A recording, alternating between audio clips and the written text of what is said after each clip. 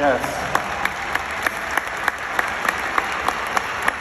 As a good example of that, I don't think it would be erroneous to assume that every single person in this room belongs to DoTerra because of the kindness, the generosity, the concern, and the love of another towards you.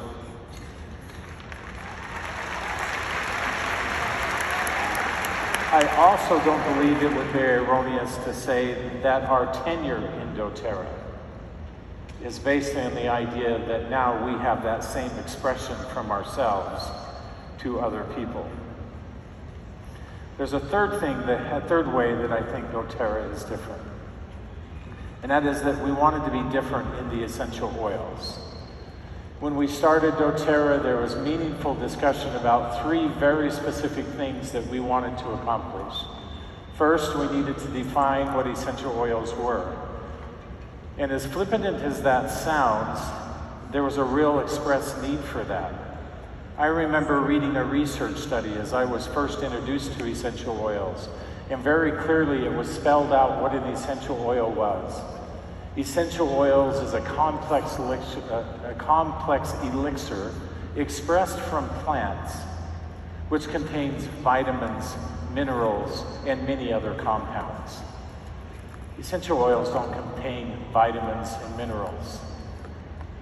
And we defined scientifically for the first time what an essential oil really was. Essential oils are volatile. Thank you, I'm glad somebody's excited about the science. Essential oils are volatile aromatic compounds. The right aromatic compounds and in the right amount. And that was a springboard for us to begin also to define purity of essential oils, which I believe we have done in a way that nobody has ever done before. In our pursuit of what's pure, we are relentless, we are continuous, we are constant, we are immovable.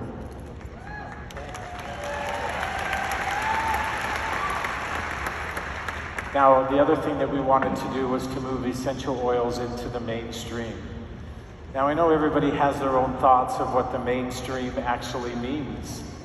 And for us, we defined it in two different ways. One of the ways that we defined it was that we wanted essential oils to become accessible. We wanted them to be available for personal use. We wanted people to feel empowered. The other way that we wanted to move essential oils into the mainstream was we needed them to make sense. I remember attending a lecture, a scientific lecture, as I was first learning about essential oils many, many, many years ago, where the individual said peppermint is so powerful because it causes your red blood cells to divide and invigorates all the tissues in the body, and oxygen drives health in the body. And as a physician, I thought to myself, that's funny. I don't ever remember learning that red blood cells could divide. They don't. We worked out of speculation for so many decades in the world of essential oils. DoTerra has removed speculation and has brought real science, real understanding that is not only powerful and gives us direction and gives us ability with the essential oils, it brings clarity. It has set the standard for what essential oils are. Now, in that process, our space has become very crowded. I use the analogy sometimes as I'm visiting with people, it's like we built a new stadium for ourselves and we went and we played the game of essential oils all by ourselves. And it is okay to be all by ourselves. Never once have we paid attention to people saying that doesn't seem correct or that's not what the norm is.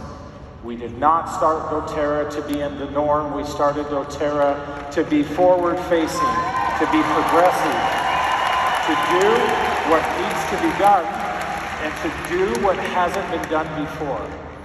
And one of my favorite things to say and you've heard me say it multiples of times, you don't know what we know. Today I want to add another line to that. You don't know what we know because you don't do what we do. How flattering it is when somebody says, join with us because we're just like DoTerra. I saw a new company not too long ago, and right on their bottle, they said, sourced just like DoTerra. You don't know what we know because you don't do what we do. You don't have what we have because you don't do what we do. And so now it's time for us to move into the third phase of what we started so long ago. It's time for us to differentiate ourselves. I'm proposing that once again, we pick up our game ball and we move to a new stadium.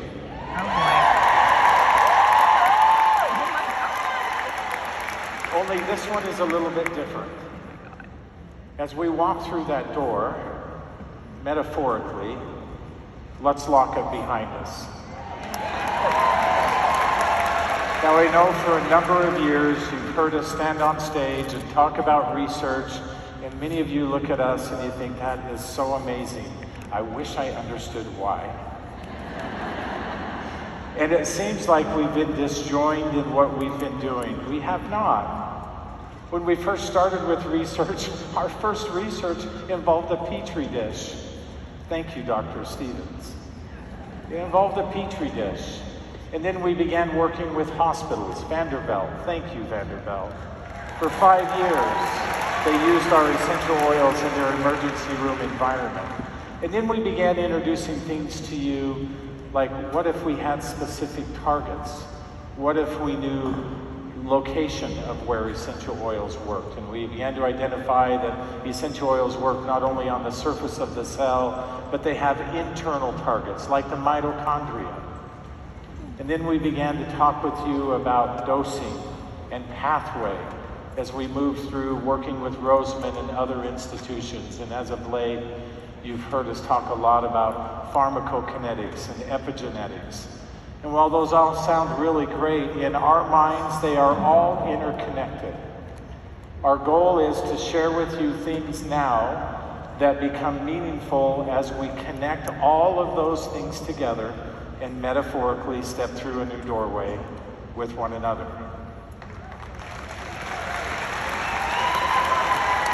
Now, about 12 years ago, I had the opportunity, Greg Cook invited me to go to lunch to meet with a friend of his.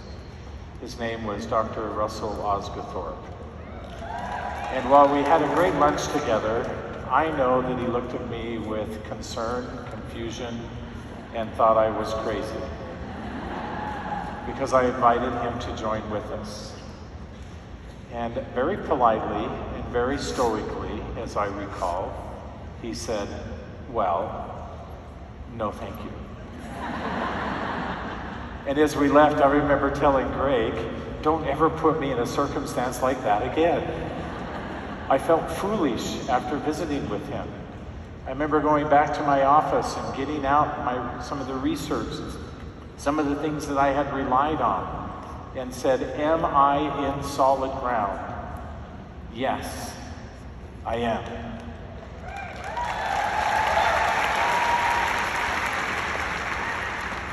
Well, now fast forward,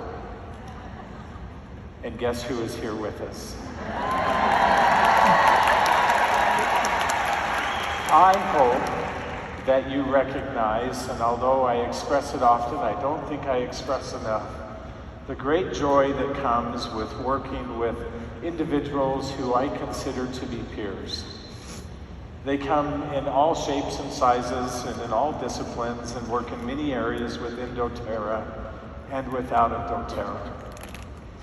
I've become convinced I have become more, not because my knowledge always exceeds theirs, but because we are stronger together.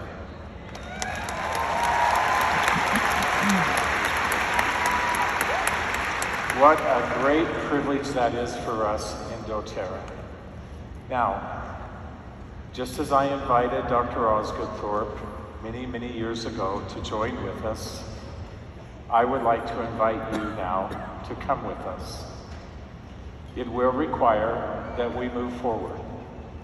It will require that once again you exercise trust and that you exercise confidence and that you with us become immovable.